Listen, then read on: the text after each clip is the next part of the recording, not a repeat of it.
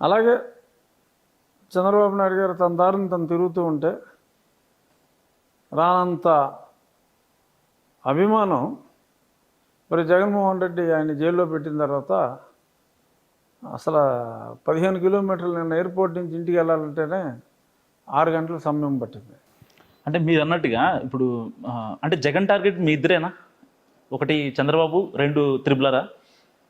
Yes, ఇప్పుడు number 1 Chandrababu Naidu గారు, ఒకప్పుడు మెయిన్ టార్గెట్ నేనయ్యా. అంటే ఎలక్షన్ దగ్గరికి వస్తున్నా కూడా సెకండ్ టార్గెట్ మళ్ళీ ఏమన్నా స్క్రీన్ పైకి వచ్చే ఛాన్స్ ఉంది? అంటే ఇప్పుడు జ్ఞానోదయం అయిందని నేను అనుకుంటున్నా. నా ఉదంతం ఒకటి. సో నన్ను అంతో ఇంతో పాపులారిటీ ఉన్న నన్ను అత్యంత పాపులారిటీ తీసుకొచ్చాడు. ఆయన తెచ్చారా అని అనుకోవాలి. మరి అతను ఒక పర్పస్ కోసం మరి నన్ను దారుణంగా కొట్టాడు. కొట్టి నా దారిని నన్ను రాష్ట్రానికి రానిచ్చుంటే నేను వారానికి 3 రోజులు కాన్స్టిట్యున్సీలో ఉండేవాడిని. ఈ టీవీల్లో రోజు మాట్లాడటానికి నాకు సమయం దొరికేది కాదు.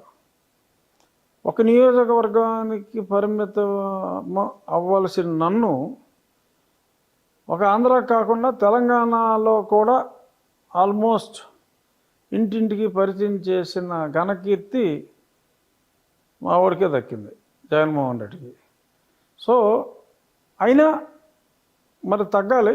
చంద్రబాబు నాయుడు గారి విషయంలో మరి 4.5 సంవత్సరాలు ఓర్పు వహించి మళ్ళీ ఇంకా మనం ఎలాగో నెగ్గేలాలేమో ఏదో ఒకటి పగ తీర్చుకోవాలనుకున్నాడో ఏమనుకున్నాడో.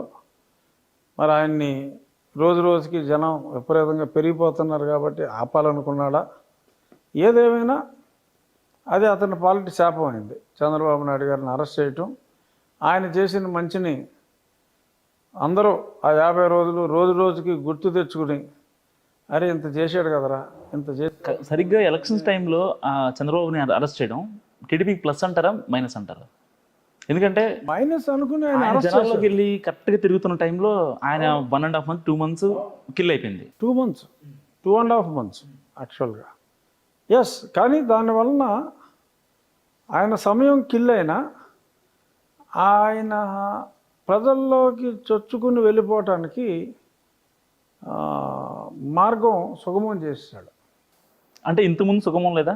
ఇంతకుముందు లేదు అని అంటలా. ఆయన దారిని ఆయన్ని తిరగనిచ్చుంటే రావాల్సిన ఇంపాక్ట్ కన్నా ఇంకా ఎక్కువ ఇంపాక్ట్ తీసుకొచ్చాడు డెఫినెట్గా. అంటే ఆయన ఏం చేశారు అనేది ఆయన చెప్పుకోవాల్సి వచ్చేది.